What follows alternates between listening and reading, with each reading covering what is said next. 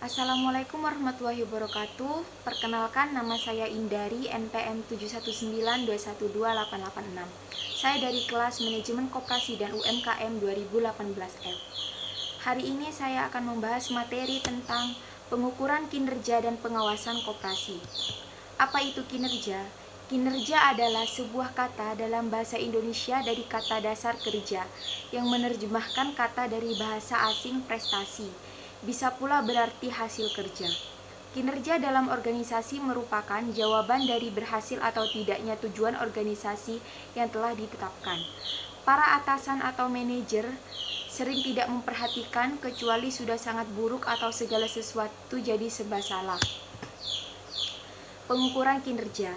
Pengukuran kinerja adalah suatu alat manajemen yang digunakan untuk meningkatkan kualitas pengambilan keputusan dan akuntabilitas. Proses pengukuran kinerja seringkali membutuhkan penggunaan bukti statistik untuk menentukan tingkat kemajuan suatu organisasi dalam meraih tujuannya. Tujuan mendasar dibalik dilakukannya pengukuran adalah untuk meningkatkan kinerja secara umum. Selanjutnya yaitu prinsip-prinsip dalam pengukuran kinerja, yaitu ada 9. Yang pertama, seluruh aktivitas kerja yang signifikan harus diukur. Yang kedua, pekerjaan yang tidak diukur atau dinilai tidak dapat dikelola karena darinya tidak ada informasi yang bersifat objektif untuk menentukan nilainya. Yang ketiga, kerja yang tak diukur sebaiknya diminimalisir atau bahkan ditiadakan. Yang keempat, keluaran kinerja yang diharapkan harus ditetapkan untuk seluruh kerja yang diukur. Yang kelima, hasil keluaran menyediakan dasar untuk menetapkan akuntabilitas hasil alih sekedar mengetahui tingkat usaha. Yang keenam yaitu mendefinisikan kinerja dalam artian hasil kerja semacam apa yang diinginkan adalah cara manajer dan pengawas untuk membuat penugasan kerja operasional. Yang ketujuh yaitu pelaporan kinerja dan analisis variansi harus dilakukan secara periodik.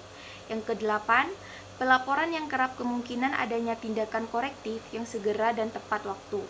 Dan yang terakhir, yang kesembilan yaitu tindakan korektif yang tepat waktu begitu dibutuhkan untuk manajemen kendali. Selanjutnya yaitu kelembagaan, keanggotaan, permodalan, volume usaha, aset, dan SHU. Secara garis besarnya, lembaga koperasi merupakan sebuah lembaga keuangan yang berasaskan kekeluargaan dan bergotong royong. Dan tujuannya pun tak lain untuk meningkatkan taraf ekonomi anggotanya dan masyarakat sekitar. Kelembagaan. Organisasi koperasi adalah alat untuk mencapai tujuan. Sedangkan struktur organisasi adalah susunan dan hubungan antar komponen dan antar posisi dalam sebuah perusahaan. Struktur organisasi mencerminkan hierarki organisasi dan struktur wewenang serta garis koordinasi dan tanggung jawab. Selanjutnya ada 3 hal penting tujuan sebuah lembaga didirikan. A. Memaksimumkan keuntungan. Sebuah lembaga harus mampu memaksimalkan keuntungan yang didapat untuk meningkatkan kualitasnya, anggota maupun sekitarnya. Yang ke B. Memaksimumkan nilai perusahaan. Setelah sebuah lembaga mendapatkan keuntungan maksimal, lembaga itu pun harus melaksanakan nilai-nilai yang diemban sejak didirikan. C. Meminimumkan biaya. Untuk melaksanakan kedua poin di atas tersebut, sebuah lembaga harus mampu memanfaatkan resource yang ada ataupun yang terbatas untuk mengefisiensikan pelaksanaannya. Keanggotaan. Anggota koperasi merupakan pemilik dan juga pengguna jasa koperasi. Dalam koperasi ada pula anggota luar biasa. Dikatakan luar biasa bila persyaratan untuk menjadi anggota tidak sepenuhnya dapat dipenuhi seperti yang ditentukan dalam anggaran dasar. Syarat keanggotaan koperasi.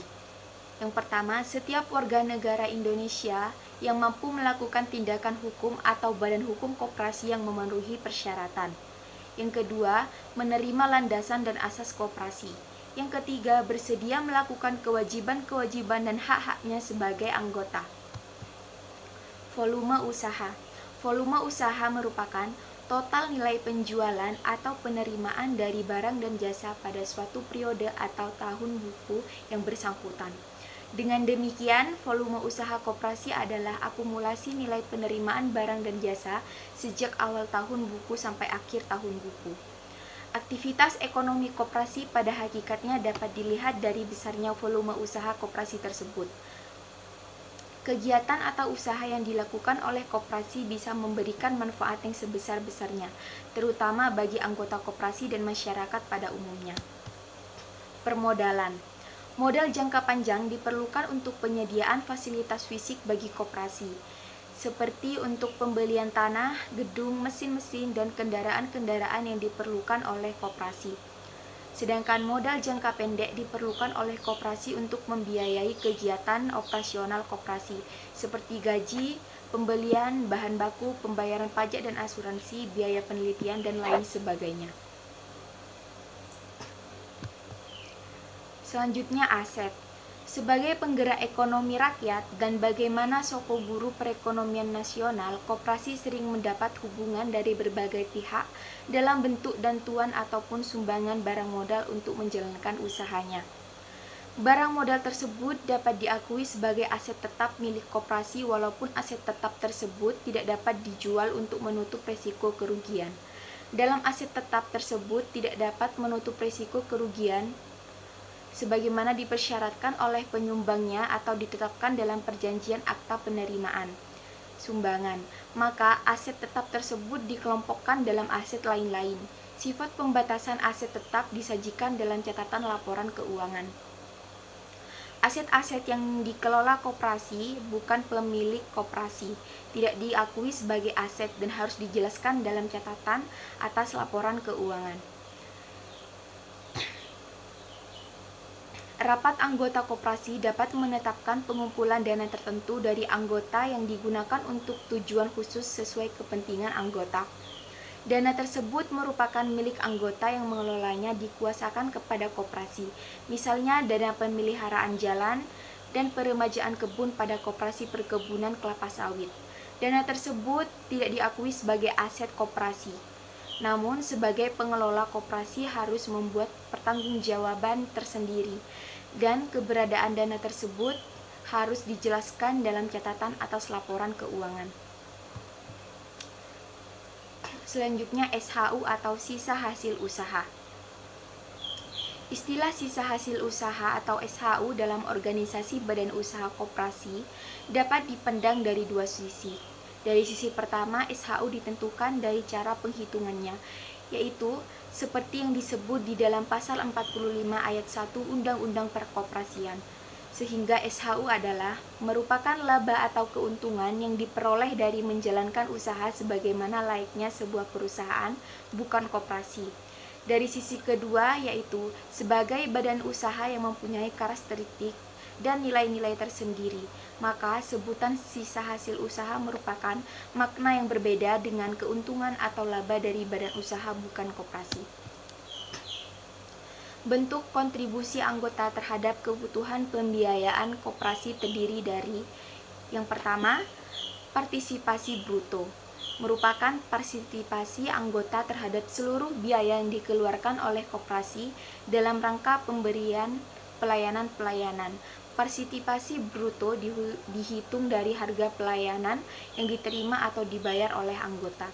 Kemudian yang kedua, partisipasi neto, yaitu partisipasi anggota terhadap biaya-biaya di tingkat organisasi koperasi dalam rangka menjalankan fungsi-fungsi sebagai pemegang mandat anggota. Selanjutnya yaitu metode pengawasan koperasi. Metode pengawasan. Secara garis besar, pengawasan dapat dibagi menjadi dua, yaitu metode pengawasan kualitatif dan metode pengawasan kuantitatif. Pengawasan kualitatif dilakukan oleh manajer untuk menjaga performance organisasi secara